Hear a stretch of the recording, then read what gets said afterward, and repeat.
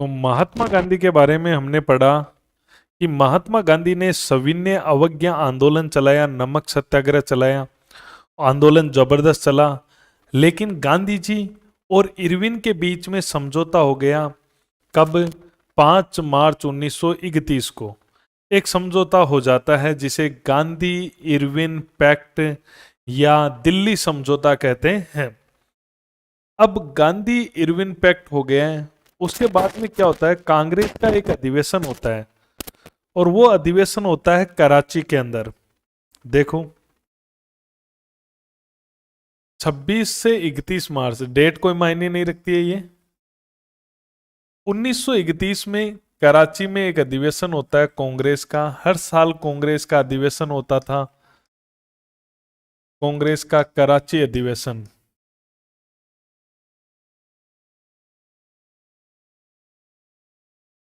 आप कहोगे कि सर कांग्रेस का हर साल अधिवेशन होता था। बिल्कुल आप सही कह रहे हो सर, लेकिन अधिवेशन तो दिसंबर महीने में होता था, तो ये मार्च में कैसे हुआ? बिल्कुल देखो, इस कारण से हुआ है क्योंकि कांग्रेस के हमेशा अधिवेशन दिसंबर में होते थे। लेकिन 1929 के बाद में 1930 को अधिवेशन होना चाहिए था, लेकिन अधिवेशन 30 को हुआ ही नहीं। इसलिए अब 1931 को जल्दी बुला लिया गया, तो मार्च में बुला लिया गया। पहली बार कांग्रेस के अधिवेशनों का क्रम टूट गया है। कांग्रेस जब बनी थी 1885 में, तब से हर साल अधिवेशन दिसंबर में होते आए थे 29 तक। लेकिन 30 में कांग्रेस का कोई अधिवेशन नहीं हुआ, क्योंकि इस दौरान नमक सत्याग्रह, सविनय अवज्ञा आंदोलन चल रहा था, तो ज्यादातर नेता जेल के अंदर थे, इस कारण से नहीं हो पाया था। तो मार्च में ही बुला लिया फिर। अब भाई इससे इतना टाइम थोड़ी लेंगे, अब दिसंबर को कब इंतजार करेंगे। और गांधी जी ने समझौता भी कर लिया है, तो उस समझौते को मंजूरी भी दिलानी पड़ेगी कांग्रेस से।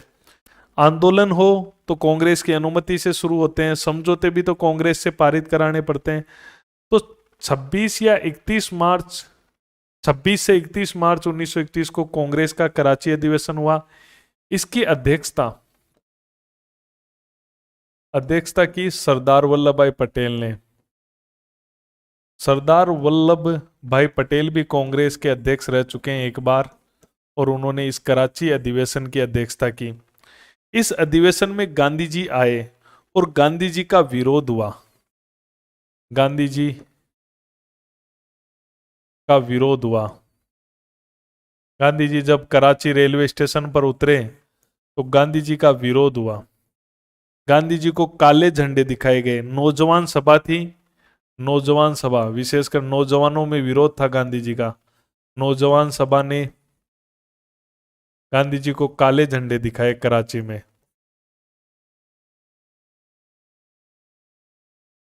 गांधी जी का जबरदस्त विरोध हुआ जब गांधी जी कराची अधिवेशन में पहुंचे और यहां पर नौजवानों ने नारे लगाए गांधी जी पर, कि गांधी जी पर नारे लगाए, गांधी वापस जाओ, वापस जाओ। क्या नारे लगाए गए? गांधी वापस जाओ, वापस जाओ।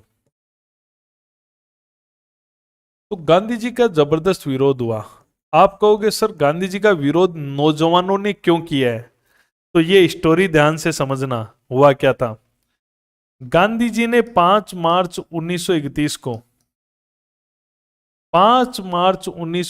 को गांधी जी ने समझौता किया है, गांधी इरविन समझौता।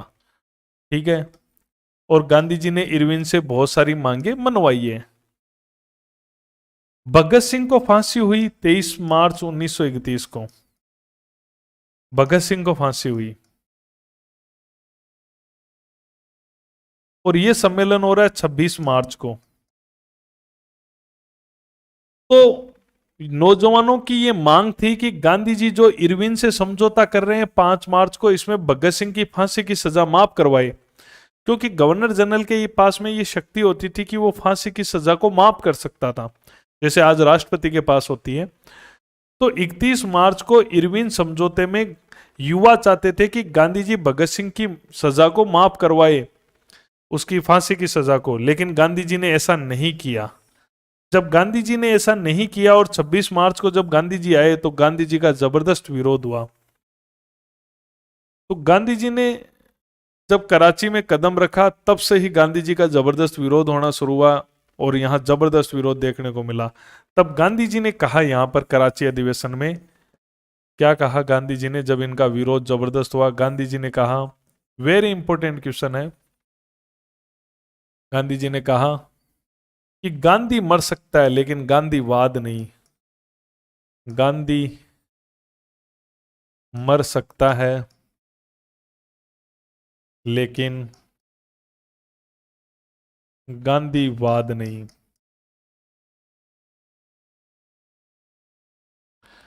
कि आप मुझे मार लो लेकिन मेरी विचारधारा जो अहिंसा की विचारधारा है उसको आप नहीं मार सकते।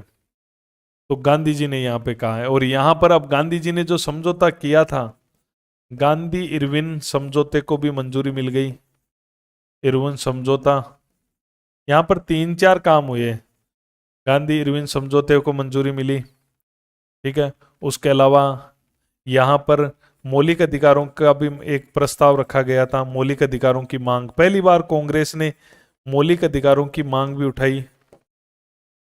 और उसके अलावा एक आर्थिक रूप से एक आर्थिक पैकेज की भी मांग यहाँ पर हुई थी। तो वो भी मांग उठी थी आर्थिक कार्यक्रम की, पंचवर्षीय योजना टाइप, जैसे कि चल रहा था रूस के अंदर कार्यक्रम, उस टाइप का कार्यक्रम चलाने की भी बात हुई। कम्युनिस्टों ने सहयोग किया था इसमें का प्रस्ताव वगैरह, ठीक है। और ये जो तीनों ही चीजें हैं ये जवाहरलाल नेहरू ने रखी थी। वास्तव में ये प्रारूप भी जवाहरलाल नेहरू ने ये प्रस्ताव रखा था। ये प्रारूप भी, इनके प्रारूप भी है ना, जो इनके विशेषकर इन दो मांगों के डिमांड के, ये दो डिमांड थी ना, इनके प्रारूप, इनका जो ड्राफ्ट तैयार किया था वो जवाहरलाल नेहरू ने किया था। ये बहुत अच्छा टॉपिक है, जवाहरलाल नेहरू में हार्ड क्वेश्चनों में पूछ लिया जाता है। जवाहरलाल नेहरू ने इनका प्रारूप तैयार किया था। और ये जो प्रस्ताव रखे भी जवाहरलाल नेहरू ने ही थे, तीनों प्रस्ताव ही, ये प्रस्ताव और ये प्रस्ताव रखा था जवाहरलाल नेहरू ने ही रखा था। और ये जो इनका ड्राफ्ट है ना, मूल अधिकारों का ड्राफ्ट और आर्थिक कार्यक्रमों का ड्राफ्ट, जवाहरलाल नेहरू ने ही तैयार किया था ये। सुभाष चंद्र बोस इस बारे में कहते हैं, इस बारे में लिखते हैं, इस अधिवेशन के बारे में लिखते हैं कि ये अधिवेशन जो था कराची अधिवेशन, यहां पर महात्मा गांधी की लोकप्रियता और सम्मान की पराकाष्ठा थी। वेरी इंपॉर्टेंट क्वेश्चन है कि किसने माना है कराची अधिवेशन को महात्मा गांधी के सम्मान की पराकाष्ठा माना है, इसको उनकी प्रसिद्धि की, लोकप्रियता की पराकाष्ठा माना है। सुभाष चंद्र बोस ने, अच्छी तरह से याद कर लेना, सुभाष चंद्र बोस ने इस अधिवेशन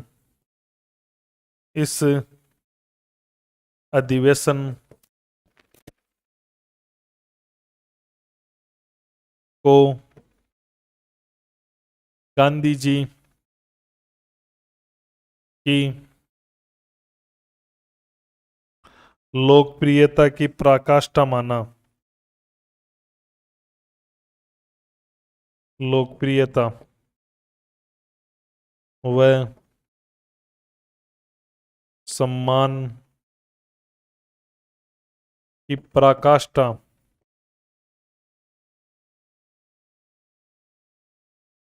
कि गांधी जी का जो सम्मान है, उनकी लोकप्रियता है, वो सबसे ज्यादा हाई लेवल पर पहुंच गई थी इस कराची अधिवेशन के दौरान। इतने ज्यादा प्रसिद्ध हो गए थे गांधी जी। कराची अधिवेशन के अंदर आते हैं, विरोध होता है, गांधी जी कहते हैं गांधी मर सकता है लेकिन गांधीवाद नहीं, ऐसी बातें होती है।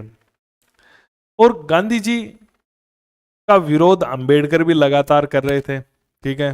भीमराव अंबेडकर भी गांधी जी का विरोध कर रहे थे कुछ मामलों में। तो एक भीमराव अंबेडकर भी एक मुंबई में एक बात कहते हैं, 1931 की बात है। 1931 में डॉक्टर बी आर अंबेडकर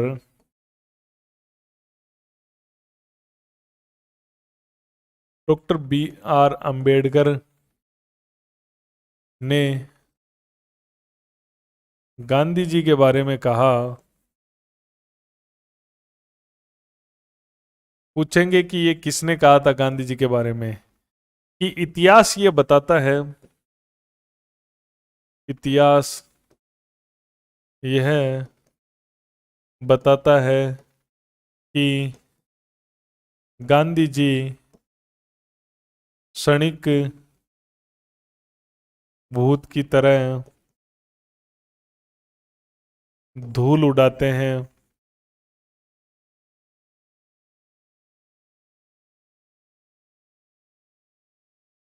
लेकिन स्तर नहीं उठाते। क्या कहा डॉक्टर भीमराव अम्बेडकर ने? डॉक्टर भीमराव अम्बेडकर ने कहा कि जो गांधी जी है ना, उनके आंदोलन, उनका इतिहास ये बताता है कि गांधी जी है ना, क्षणिक भूत की तरह धूल उड़ाते हैं। जैसे कि क्षणिक भूत, भूत आता है, अचानक आंधियां चलती है, रेत उड़ती है और वो समाप्त हो जाता है। इसी प्रकार गांधी जी आते हैं, आंदोलन शुरू करते हैं, इधर नारे उधर नारे, उधर हड़तालें, ये वो, फिर अचानक सब खत्म। तो उससे कुछ फायदा नहीं है, कोई स्तर नहीं बढ़ रहा, ठीक है, कोई लाभ उसका नहीं मिल रहा, तो उसका कोई भी किसी प्रकार का कोई लाभ नहीं मिल रहा है। तो इतिहास ये बताता है गांधी जी क्षणिक भूत की तरह धूल उड़ाते हैं, लेकिन स्तर नहीं उठाते, स्तर नहीं उठाते। तो इस प्रकार से गांधी जी का यहां पर थोड़ा बहुत अंबेडकर ने विरोध किया है। उसके अलावा अगर अपन देखें तो 3 गोलमेज सम्मेलन हुए हैं, उन पे चर्चा करते हैं। क्यों चर्चा करते हैं? क्योंकि गांधी जी को यही कहा गया था कि आपको गोलमेज सम्मेलन में भाग लेना है। भाई, गांधी इरविन समझौता क्या था? उसमें यही कहा गया था कि देखो गांधी जी, आपकी बातें मैंने मान ली है, अब आप मेरी भी बात मानो, ठीक है, कुछ बातें मेरे अधिकार में नहीं है, आप इंग्लैंड जाओ और इंग्लैंड में जो गोलमेज सम्मेलन हो रहा है उसमें भाग लो। ये गोलमेज सम्मेलन हुए थे 3। प्रथम गोलमेज सम्मेलन, ये सब लंदन में हुए थे, इंग्लैंड में, लंदन। द्वितीय गोलमेज सम्मेलन, लंदन। और तृतीय गोलमेज सम्मेलन, लंदन। 3 गोलमेज सम्मेलन हुए थे, और एक हुआ था ये 1930, 1931 और 1932। हर साल बुलाए गए ये। और ये जो होता है ये नवंबर में होता है, ये सितंबर में होता है, और ये वापस नवंबर में होता है। 3 गोलमेज सम्मेलन होते हैं, जिसमें गांधी जी ने लॉर्ड इरविन के साथ समझौता कब किया था? 5 मार्च को 1931 को। तो गांधी जी को कहा गया था कि आप गोलमेज सम्मेलन में भाग लो। तो गांधी जी कौन से मिलेंगे? ये तो निकल गया ना, समझौता 31 को हुआ है, 5 मार्च को, तो इसमें भाग लेंगे। तो गांधी जी दूसरे गोलमेज सम्मेलन में भाग लेते हैं। अब ये गोलमेज सम्मेलन है क्या? यहां आपको केवल हल्का सा बता रहा हूं कि गोलमेज सम्मेलन क्या थे। गोलमेज सम्मेलन ऐसा था कि हमारे भारत में कानून बनाने के लिए अंग्रेजों ने 1928 में साइमन कमीशन भेजा था, और हमने साइमन कमीशन का जबरदस्त विरोध किया था। किसी भी दल ने साइमन कमीशन से ढंग से बात नहीं की थी। तो साइमन कमीशन वापस लौट गया और इंग्लैंड जाकर बोला कि वो लोग तो हमसे बात ही नहीं करना चाहते, हम जहां जाते हैं हमारा विरोध होता है, नारे लगते हैं, Simon go back go back. क्यों नहीं उनको ही, वहां के दलों की कुछ लीडर्स को यहां बुला लिया जाए, और जो राउंड मेज है, गोल मेज नाम इसीलिए पड़ा है, राउंड चेयर, जो गोल मेज है उस पर ही चर्चा कर लेते हैं, वहीं बुला लेते हैं। तो गोल का मतलब राउंड, राउंड टेबल पर चर्चा हुई इसकी। तो इंग्लैंड में हुआ, सेंट जेम्स पैलेस है वहां पर एक राउंड टेबल लगा दी, वहां पर सब पार्टियों की सीटें फिक्स कर दी, कांग्रेस से एक आदमी जाएगा, उससे ये।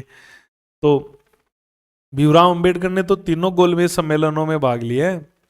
राजाओं की तरफ से भी गंगा सिंह ने तीनों गोलमेज सम्मेलनों में भाग लिया है। तो कांग्रेस जो भाग ले रही है वो केवल दूसरे में ले रही है। क्यों ले रही है? क्योंकि पहले में तो उनका आंदोलन चल रहा है, गांधी जी समझौता कर लेते हैं, तो गांधी जी कांग्रेस की तरफ से भाग लेंगे, ये भी ध्यान रखना है, पार्टी की, कांग्रेस पार्टी की तरफ से दूसरे में। तो इस प्रकार, और वही समझौता हुआ था इरविन में कि आप जाओ वहां पर अपनी बात रखो। तो गांधी जी जाएंगे दूसरे गोलमेज सम्मेलन में। तो पूरी स्टोरी आपको पता होनी चाहिए कि दूसरे गोलमेज सम्मेलन के अंदर क्या होता है, गांधी जी वहां पर जाते हैं और क्या स्टोरी होती है। तो पूरी स्टोरी यहां पर देखेंगे अपन।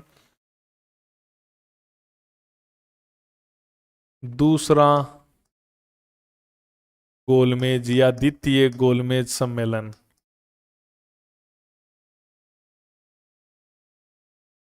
कब हुआ था?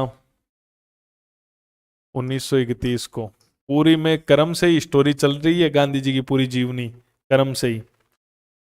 कहाँ हुआ था? पहली चीज लंदन में।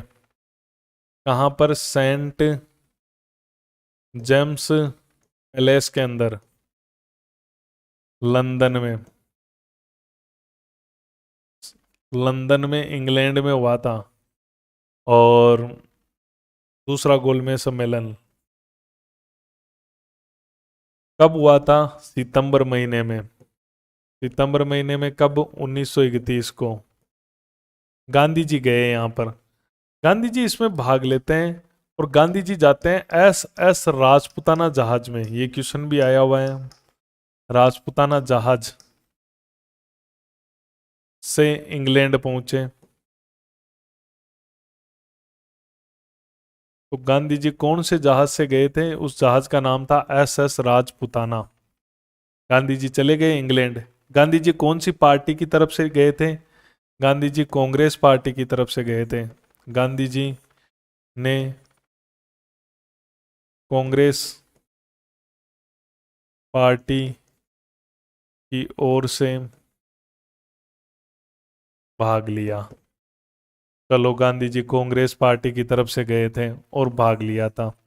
गांधी जी ने एकमात्र केवल इसी गोलमेज सम्मेलन में भाग लिया है। गांधी जी ने केवल दूसरे गोलमेज में ही भाग लिया है।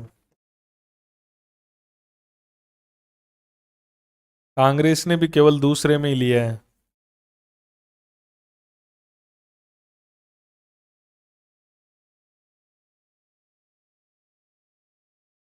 गांधी जी का हो चाहे, गांधी जी ने किसकी ओर से भाग लिया था? कांग्रेस की ओर से। तो मैं ये भी कह सकता हूं कि कांग्रेस ने केवल दूसरे में भाग लिया, तीसरे में कांग्रेस भी नहीं गई थी।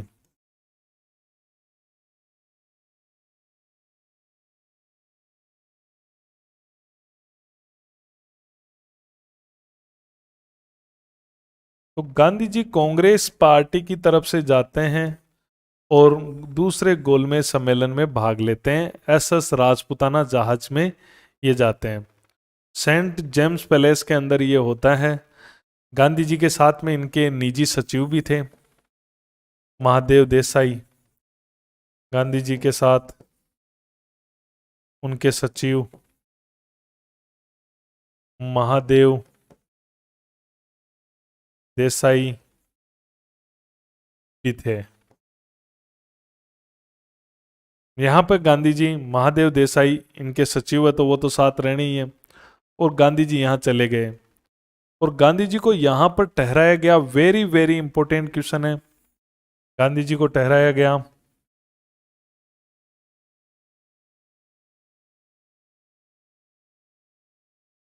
Very important question, Gandhi ji को ठहराया गया था किंग्स ले, किंग्स ले हॉल। गांधी जी लंदन गए इसमें भाग लेने के लिए और गांधी जी को किंग्सले हॉल में ठहराया गया। गांधी जी वहां पर भाग लेते हैं गोलमेज सम्मेलन के अंदर। और गांधी जी यहाँ पर, गांधी जी की मुलाकात होती है भारत सचिव से। भारत सचिव बड़ी पोस्ट होती थी, आपको पता है इंडिया में बड़ी पोस्ट वाइस राय होती थी, उसी प्रकार से वहां पर बड़ी पोस्ट होती थी वो भारत सचिव की होती थी। भारत सचिव जो थे उनका नाम था सर ओरने, सैमुअल ओरने नाम था उसका। और गांधी जी की मुलाकात भी होती है ओढ़ने से। और उसी ने गांधी जी की मुलाकात बर्मिंघम पैलेस के अंदर किंग से भी करवाई थी, सम्राट से भी कराई थी। तो सम्राट ने गांधी जी को मजाक में कह भी दिया था कि भाई आप जब मेरा बेटा आया था तो आपने उसके खिलाफ, गांधी जी ने क्या किया था 1921 में प्रिंस ऑफ वेल्स के आगमन पर गांधी जी ने हड़ताल करवा दी थी देश में। गांधी जी का उस समय असहयोग आंदोलन चल रहा था। तब गांधी जी से सम्राट ने नाराजगी जताई तो उन्होंने कहा वो भूमिका मेरी अलग है, ठीक है, वो वहां मैं देश के लिए कर रहा हूं तो वहां मेरी भूमिका अलग है। तो किंग्सले हॉल लंदन के अंदर गांधी जी को ठहराया गया और जो भारत सचिव था उससे भी मुलाकात हुई और उस भारत सचिव ने ही गांधी जी की मुलाकात है। तो ध्यान रखना जब दूसरा गोलमेज सम्मेलन हुआ था सर सैमुअल ओरने और भारत सचिव सर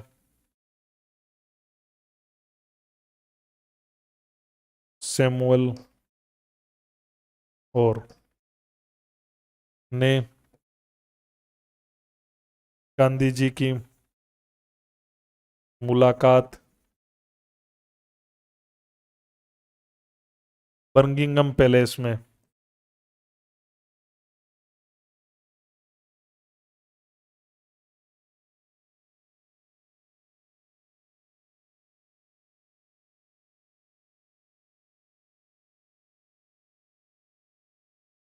सैमुअल ओरने ने गांधी जी की मुलाकात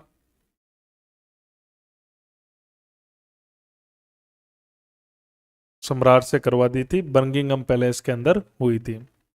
तो गांधी जी दूसरे गोलमेज सम्मेलन के अंदर भाग लेते हैं, गांधी जी यहाँ पे जाते हैं और गांधी जी यहाँ पर काफ़ी चर्चाएं वगैरह गांधी जी यहाँ पर करते हैं। अब देखो क्या होता है, गांधी जी का यहाँ पर एक पत्रकार ने इंटरव्यू भी लिया था। यहाँ पर जब गांधी जी थे तब एक इस सम्मेलन के दौरान, क्योंकि गांधी जी ख्याति प्राप्त कर चुके थे, आपको भी पता है, सुभाष चंद्र बोस खुद इस बात को स्वीकार करते हैं कि उनकी ख्याति बहुत ज़्यादा बढ़ चुकी थी। तो यहाँ पर गांधी जी का जो साक्षात्कार लेता है, इंटरव्यू लेता है, उस पत्रकार का नाम था चार्ल्स पेट्रास ने। चार्ल्स पेट्रास ने। तो ये भी थोड़ा सा ध्यान रखना है इस सम्मेलन में ही। इस सम्मेलन के दौरान गांधी जी का साक्षात्कार किया चार्ल्स पेट्रास ने। किसने किया था? चार्ल्स पेट्रास ने।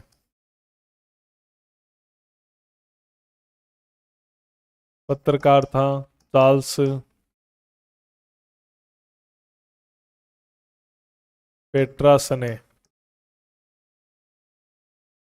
चार्ल्स पेट्रास ने एक पत्रकार था जिसने गांधी जी का साक्षात्कार किया था। गांधी जी को इस सम्मेलन में कुछ खास मिला नहीं। गांधी जी यहाँ पर सम्मेलन में, गांधी जी ने देखा था कुछ फायदा होगा लेकिन नहीं हुआ, ठीक है। गांधी जी ने देखा सब अपने स्वार्थों की बातें कर रहे हैं, विशेषकर जो अनबन का कारण एक तो ये भी था कि सुभाष वो सांप्रदायिक निर्वाचन प्रणाली का पक्ष यहाँ ज़्यादा रखा जा रहा था और अंबेडकर अपनी बात कर रहा था, तो राजाओं की बातें अपनी चल रही थी, कोई दल अपनी बातें कर रहा था, सब अपनी बातें कर रहे थे। गांधी जी को वहां पर इतना कोई फायदा लगा नहीं। गांधी जी आ गए भारत। लौटते समय गांधी जी ने, इस सम्मेलन से लौटते समय गांधी जी ने इटली के मुसोलिनी से भी मुलाकात की थी। ये अच्छी बात है। इस सम्मेलन से लौटते समय गांधी जी ने इटली के मुसोलिनी से मुलाकात की। इटली के मुसोलिनी से भी मुलाकात की उन्होंने। गांधी जी आ गए दिसंबर 1931 में। आकर गांधी जी ने कहा,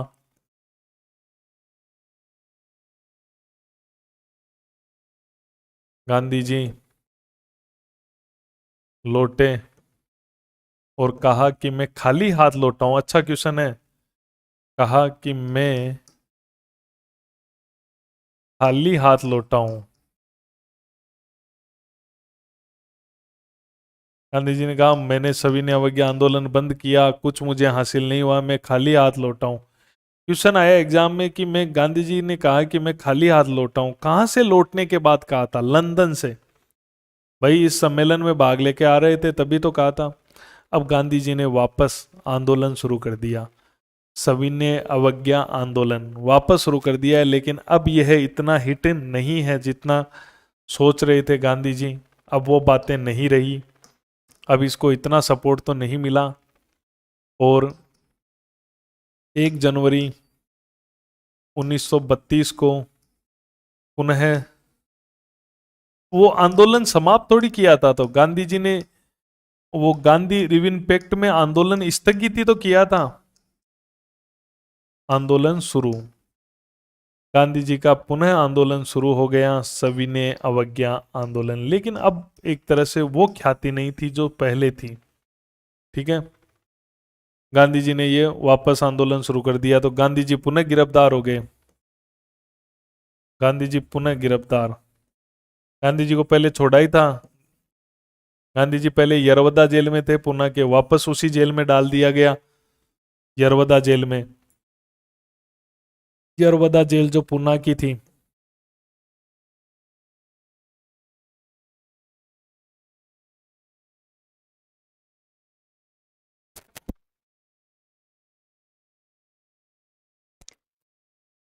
पुणे की यरवदा जेल में गांधी जी को वापस डाल दिया गया। अब इस दौरान गांधी जी का आंदोलन चल रहा है, ठीक है, पर इतनी वो पकड़ नहीं रही है अब आंदोलन की। ठीक है, एक बार बंद करके वापस शुरू करने में वो बातें नहीं रही है।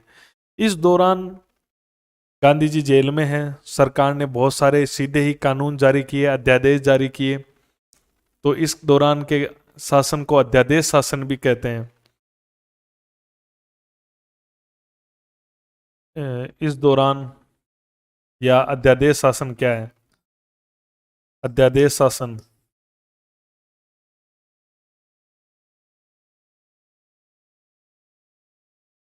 इस दौरान सरकार ने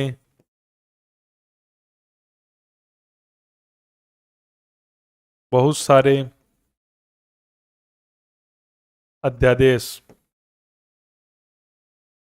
अध्यादेश जारी किए। इसलिए इस टाइम पीरियड को अध्यादेश कानून के शासन के नाम से भी जाना जाता है। तो कोई खास बात नहीं है ये। ठीक है, अब देखो क्या होता है। गांधी जी जेल में है, यरवदा जेल पुणे के अंदर। पुनः सविनय अवज्ञा आंदोलन गांधी जी ने शुरू कर दिया है, लेकिन अब ये आंदोलन है वो इतना हिट नहीं है। अब क्या होता है कि इसी बीच गांधी जी तो जेल में है, और 16 अगस्त को एक बहुत इंपॉर्टेंट बात है। 16 अगस्त को 1932 को अंग्रेज एक कानून लेकर आते हैं, एक योजना जारी करते हैं, जिसे कहते हैं सांप्रदायिक पंचांग, या जिसे कहते हैं कम्युनल कम्युनल अवार्ड, जिसे कहते हैं मैकडोनाल्ड अवार्ड। मैकडोनाल्ड अवार्ड क्या है ये चीज, इसको समझो। 16 अगस्त 1932 को एक प्रस्ताव, एक योजना जारी की जाती है। इसे मैकडोनाल्ड अवार्ड इसलिए कहा जाता है क्योंकि मैकडोनाल्ड ब्रिटेन के प्रधानमंत्री है, उन्होंने ये अवार्ड जारी किया है। इसे कम्युनल या सांप्रदायिक पंचायत इसलिए कहा जाता है क्योंकि धर्म के आधार पर सीटों का बंटवारा किया गया, पृथक निर्वाचन क्षेत्र दिए गए धर्म के आधार पर, और उसमें निम्न जाति को भी शामिल कर दिया गया। कहने का मतलब क्या होता है? पृथक निर्वाचन क्षेत्र का मतलब क्या होता है? निम्न जाति को भी पृथक निर्वाचन क्षेत्र दिए गए। इसका मतलब यह होता है कि इस क्षेत्र से खड़ा भी निम्न जाति का होगा और वोट भी निम्न जाति का ही डालेगा, दूसरा वोट भी नहीं डालेगा। पृथक निर्वाचन क्षेत्र ऐसे निर्वाचन क्षेत्र होते थे, ये पहले मुसलमानों को दिए गए थे।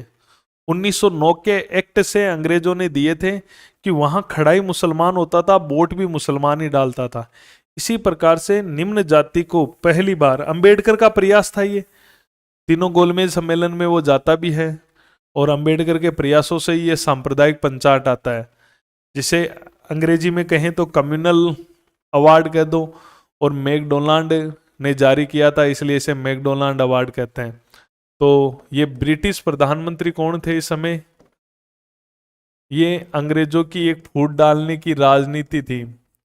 ब्रिटिश प्रधानमंत्री था मैकडोनाल्ड, जिसने ये जारी किया था। ठीक है, और भारत में उस समय वायसराय थे। पूछ सकते हैं कि मैकडोनाल्ड अवार्ड किस वायसराय के समय आया था? Lord William Wellington, sorry, Lord Wellington. Lord Wellington उस समय वायसराय हुआ करते थे। ये कम्युनल अवार्ड आता है, और इसमें क्या होता है, निम्न जाति को पृथक निर्वाचन क्षेत्र दिए जाते हैं। निम्न जाति को पृथक निर्वाचन क्षेत्र दिए जाते हैं।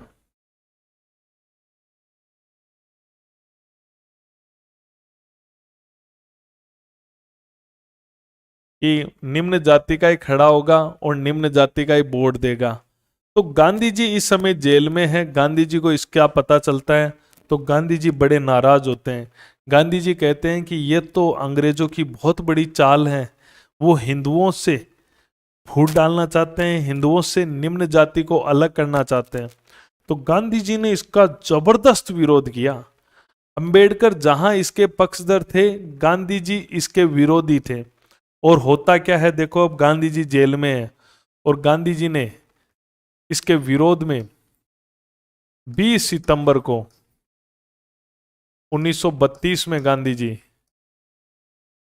20 सितंबर 1932 को गांधी जी यरवदा जेल के अंदर है।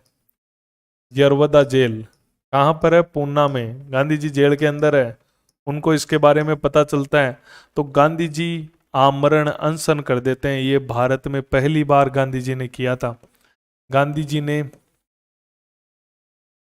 इस सांप्रदायिक पंचायत के खिलाफ,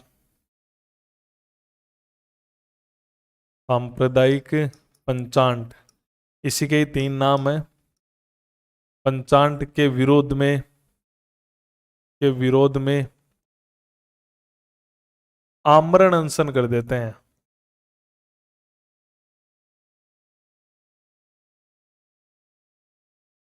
शुरू किया। गांधी जी का भारत में यह पहला आमरण अनशन था। गांधी जी की तबीयत बिगड़ने लगी। गांधी जी ने तो जिद ही पकड़ ली थी कि इसको लागू नहीं होने दूंगा मैं, नहीं तो मैं मरूंगा। आमरण अनशन कर दिया। अंबेडकर ने गांधी जी के इस आमरण अनशन का विरोध किया, क्योंकि अंबेडकर इसके पक्षधर है। अंबेडकर ने इसे राजनीतिक धूर्तता कहा।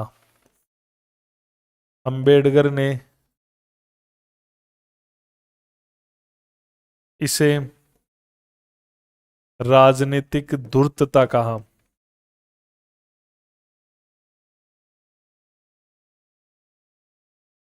गांधी जी ने आमरण अनशन की जिद पकड़ ली। अब गांधी जी ने आमरण अनशन की जिद पकड़ ली, तो होता क्या है कि गांधी जी की तबीयत बिगड़ती जाती है। गांधी जी की तबीयत बहुत ज्यादा बिगड़ गई, क्योंकि आमरण अनशन पर है गांधी जी। तो उसके बाद में क्या होता है कि दिन बीतते जाते हैं।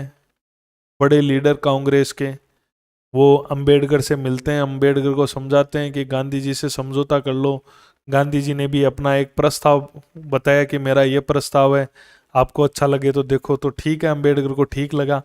ठीक है, थोड़ा दबाव भी था चारों तरफ से, और प्रस्ताव भी अच्छा था, तो दोनों बातें थी। तो अंबेडकर पुनः आते हैं, और पुनः आकर गांधी जी से एक समझौता करते हैं 6 दिन बाद में, 26 तारीख को।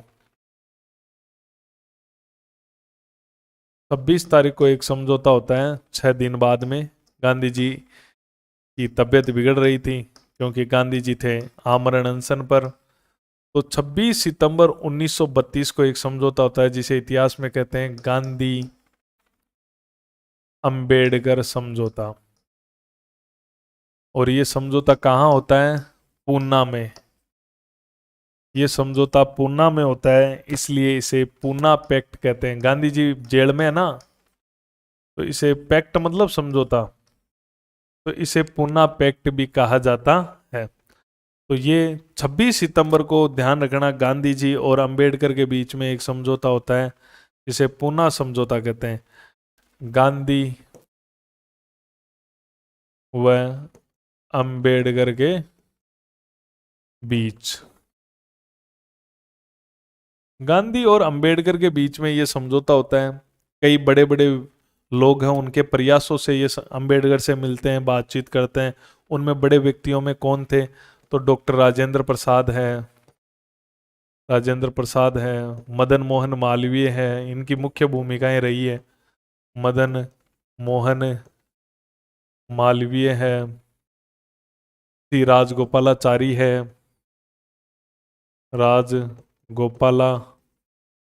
है, डॉक्टर पुरुषोत्तम दास है। तो इन लोगों की के प्रयासों से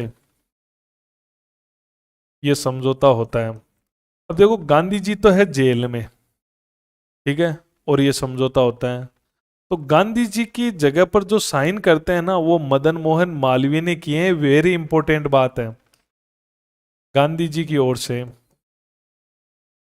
गांधी जी ने स्वयं साइन नहीं किए, ध्यान रखना। इस पे हस्ताक्षर अंबेडकर के हुए हैं और गांधी जी की ओर से मदन मोहन मालवीय के हुए हैं, ये ध्यान रखना है। गांधी जी की ओर से इस समझौते पर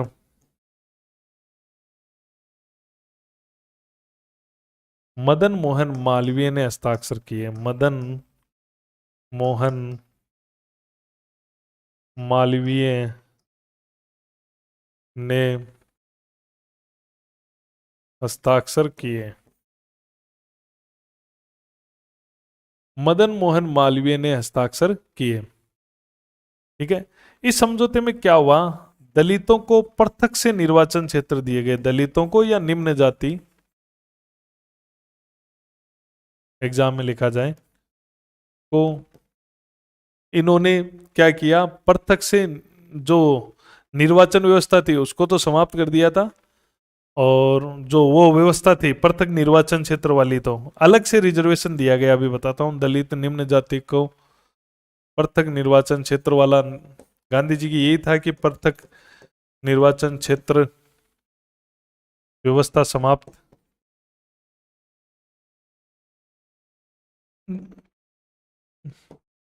गांधी जी ने कहा, इस समझौते में यह हुआ था कि गांधी जी ने कहा कि भाई आपको ये कितनी सीटें दे रहे हैं?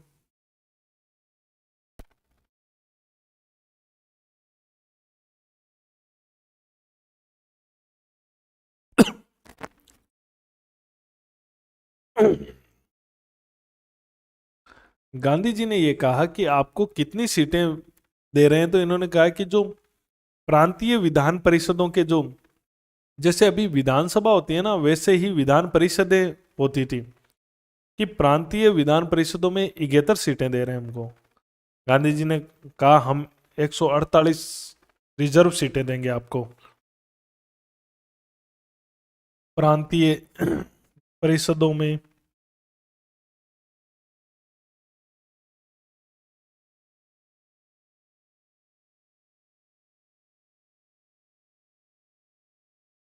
के स्थान पर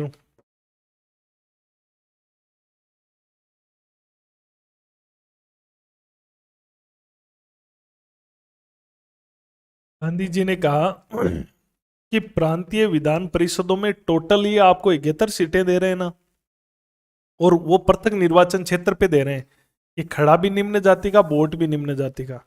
इन्होंने कहा आप सामान्य सीट से रिजर्वेशन ले लो, वोट आपको सब देंगे, खड़ा निम्न जाति का होगा। तो 148 आरक्षित सीटें इन्होंने, लगभग टोटल सीटें थी ना उनकी 13% सीटें, 13% का रिजर्वेशन दे दिया गया।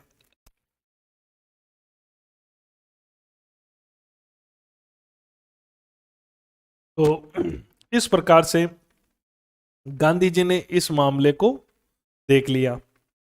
अब 1933 में गांधी जी रिहा हो गए।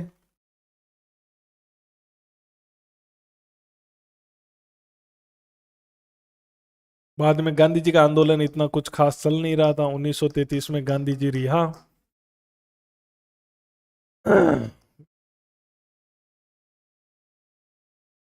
1934 में सविनय अवज्ञा आंदोलन समाप्त कर दिया गया। पहले तो इसको स्थगित किया गांधी जी ने एक बार और फिर समाप्त कर दिया।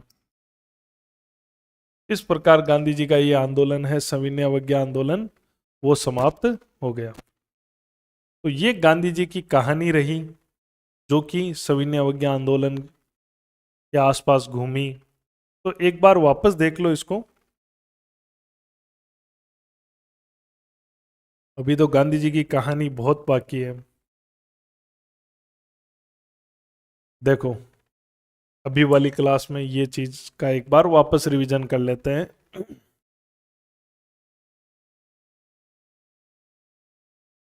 मैंने आपको ये बताया था कि गांधी जी ने आंदोलन चलाया, नमक सत्याग्रह या सविनय अवज्ञा आंदोलन, दांडी मार्च के बाद में, और गांधी जी ने इरविन से समझौता करके इस आंदोलन को बंद कर दिया, एक बार का स्थगित कर दिया। अब क्या होता है, वो बात थी 5 मार्च 1931 को। तो 26 से लेकर 31 मार्च को कांग्रेस का कराची में अधिवेशन हुआ। मार्च के महीने में हुआ क्योंकि 30 में कांग्रेस का कोई अधिवेशन नहीं हुआ था, इसलिए इसको मार्च में बुला लिया गया, दिसंबर का इंतजार नहीं किया गया। अध्यक्षता सरदार वल्लभ भाई पटेल ने की है, वो एक ही बार बने हैं कांग्रेस के अध्यक्ष। गांधी जी का यहाँ पर कराची में विरोध हुआ। आपसे पूछ भी सकते हैं गांधी जी का विरोध कहाँ हुआ? कराची में। नौजवान सभा ने उनको काले झंडे दिखाए और नारे लगाए, गांधी वापस जाओ। गांधी जी का विरोध क्यों हुआ?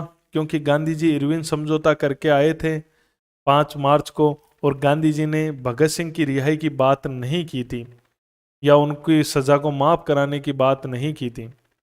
इसलिए युवा नाराज थे और भगत सिंह को फांसी होने के तुरंत बाद में यह अधिवेशन हुआ। 23 मार्च को फांसी हुई, 26 को यह अधिवेशन हो ही गया। गांधी ने कहा गांधी मर सकता है लेकिन गांधीवाद नहीं। पूछेंगे कौन से अधिवेशन में कहा था? कराची अधिवेशन में। यहां गांधी इरविन समझौते पर बात हुई, उसको मंजूरी मिली। मौलिक अधिकारों की मांग का प्रस्ताव रखा गया, आर्थिक कार्यक्रम का प्रस्ताव रखा गया, पंचवर्षीय योजना टाइप का। इन मौलिक अधिकारों का और आर्थिक कार्यक्रम का जो प्रारूप तैयार किया था वो जवाहरलाल नेहरू ने किया था, और इन तीनों को रखा भी जवाहरलाल नेहरू ने था। सुभाष चंद्र बोस ने इस अधिवेशन को गांधी जी की लोकप्रियता व सम्मान की पराकाष्ठा माना। इस समय गांधी जी सबसे ज्यादा लोकप्रिय अपनी पीक पर थे, और ये समझौते इन मांगों को यहां मंजूरी मिली थी, प्रस्तावों को। 1931 में डॉक्टर B.R. अम्बेडकर ने भी गांधी के बारे में कहा कि यह इतिहास ये बताता है कि गांधी जी क्षणिक भूत की तरह धूल उड़ाते हैं लेकिन स्तर नहीं उठाते हैं।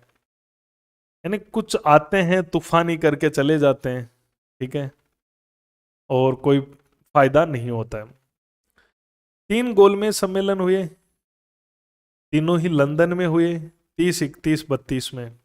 गांधी जी दूसरे में जाते हैं क्योंकि इरविन समझौता होता है 31 में 5 मार्च को, उसके बाद में इसमें भाग लेते हैं। ये रहा 31 में दूसरा गोलमेज सम्मेलन। पहली चीज कहाँ हुआ था? Saint James Palace, London, England में। कब हुआ था? सितंबर 1931 में। कौन से जहाज में? SS राजपुताना जहाज से इंग्लैंड पहुंचे। गांधी जी ने कौन सी पार्टी की तरफ से भाग लिया था? कांग्रेस पार्टी की तरफ से।